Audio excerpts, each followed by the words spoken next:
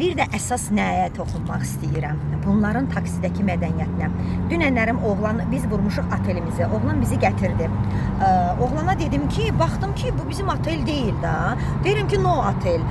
Baxdı belə, deyir ki, buranı vurmusunuz axı. İndi olub hərif səhvi nəsə belə falan, nəysə. Kartı verdik oğlana, otelin kartına. Zəng vurdu otelə. Necə sarıda keçdisə, qaqaş. Boşum. Vurdu, zəng elədi otelə. Dedi ki, mənə dedi konum atın oradan. Özü danışdı, konumu atdılar. Elə ki, xeyli yol getmişik, amma 5 riyal yazıb da. İndi mən fikirləşirəm ki, bu bizə deyəcək ki, mən sizi çox gəzdirmişəm. İndi səhv gedib də nəysə. İnanırsınız, 50 riyal verdim. Qəpiyə qəpik mənə zdaçka itardı. Mən də yəni ona belə jest elədim də. 5 riyalı 10 riyal verdim. Ki. Yəni ki, bu insan, yəni qəpiyə qəpik qaytarmağından söhbət gedir də. İnanın ki, bizdə taksilər qayıdıb deyərdi ki, səhv ünvan vurmusan, bu boyda yol gəlmişəm, bu qədər mənə pul verəcəksən. Kstati, Avropada da analogiçnaya temada. Avropalılar səni atmır, amma Ruslar, Ukraynalılar atır.